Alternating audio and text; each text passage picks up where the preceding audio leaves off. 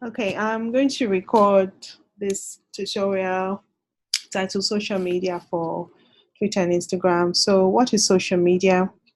It's a way of communicating with people on public platforms. And why do people want to be on social media? Various reasons. They want to market, brand, connect with people, create visibility, educate. They're interested in advocacy, networking.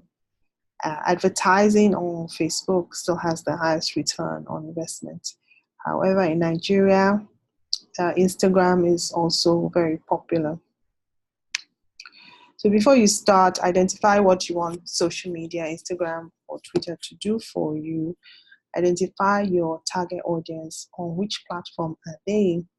Create your public profile, take a display profile picture to use across all the sites. Make it a professional look, looking towards the left side or straight ahead. Determine your profile name. It's best if you use your real name. You could also use an alias. You can add your degrees, and you can also have your value proposition statement. Make it sound professional. So, two things to take away that Instagram and Twitter have in common are the hashtags and the @ sign, which is the reply sign.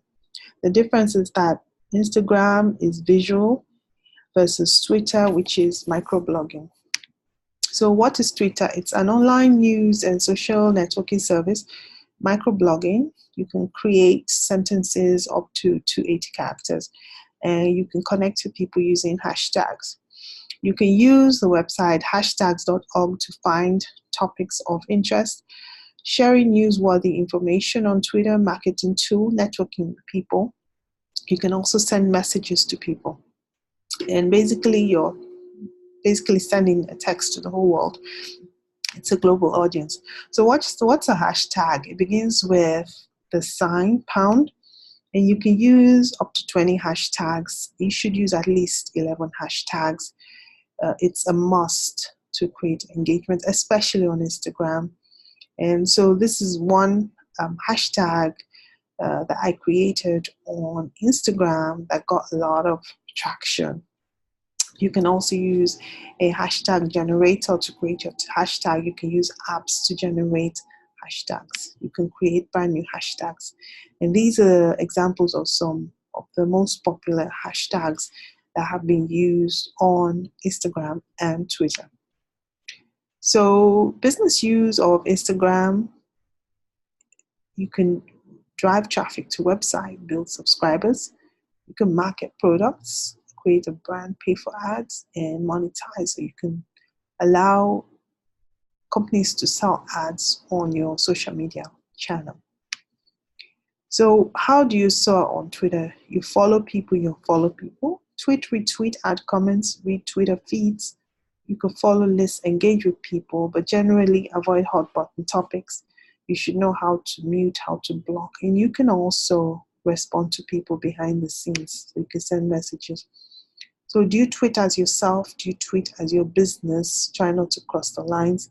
Choose the right name. Your name is your brand. Create a bio, brief intro about you.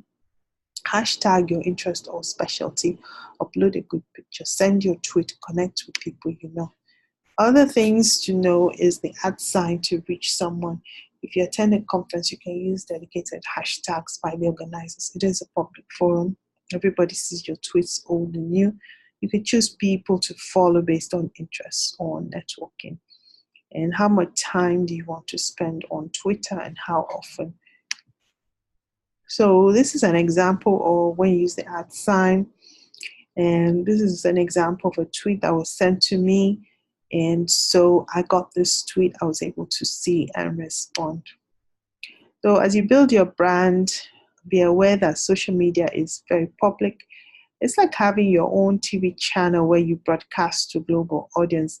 It's permanent and cannot be retracted. Be aware of your influence of people on people. Do not amplify unverified news. Be aware of fake news. Do not call people out. Do not create scares. Don't argue with people.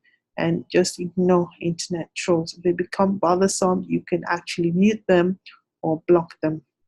It's okay to debate, but keep it clean. I always say, imagine dinner with going to avoid hot button topics unless you want to. And why do people start trolling?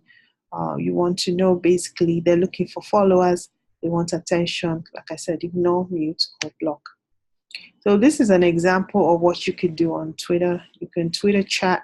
So what's a Twitter chat? Basically, you announce that you're going to have a discussion around certain topics. So you can create a hashtag, and then you can set the time when you want to engage. You can say, okay, Twitter chat tomorrow from 2 to 2:30, and then you're there to engage with people and answer questions. So this is really great when you want to give out information or educate, sort of like a seminar, like a live webinar, but on Twitter. So it's a Twitter chat. And so this is how organizations use social media. Most organizations have social media presence on LinkedIn, Facebook, Twitter, YouTube. And this is an example of how hashtag is used, and you can create your own hashtags or use already existing hashtags. And so again, similar concepts with hashtags. We've kind of gone over this. When you use capitals, it's yelling, so avoid using all caps if at all possible. So when you use Instagram, you download the app. You decide if you want to create a personal Instagram page versus a business Instagram page, and try not to mingle the two. You decide whether you want a public versus private setting. So you take pictures and you put up posts, videos. If you're using patient images, try to get consent. Be aware of advertising rules. So people can send direct messages on Instagram, they can reach you, or they can call you. So the interactions would be like or replies, and you can follow and just learn. So for instance, let's look at a hashtag on Instagram. So when we ran this, if you clicked on hashtag healthy, you had 135 million posts, and you would also see related hashtags that are connected with that hashtag that you can use. And if you're too busy, you can use a third-party app called Hootsuite, which is free, and you can use Hootsuite to schedule postings throughout the week. Say, for instance, you're going to be out of town or you just don't have time. So you can put your posts at the frequency that you want to schedule. If you're also too busy, you can collaborate with social media managers for day-to-day posts. There are people available who will be able to help you manage your posts on day-to-day basis. So other things to know are notifications. You may want to turn off social media notifications because they can get very distracting, depending on what purpose for which you're using social media. If you're using social media for business, then you may want to leave it on. Handling any negative comments or reviews, you want to have a strategy and an escalation plan. Respond quickly and appropriately, acknowledge the issue, and you will look into the issue and genuinely apologize and take conversations offline if possible. The privacy ramifications, putting yourself out there. What are the pros versus cons? What's in it for you, first and foremost? You may want to read some books. There's one called Sucked by Roger McNamee. And then I put in some links here where you can get some more information. And so now I'm going to go and do live demonstration of how to utilize social media.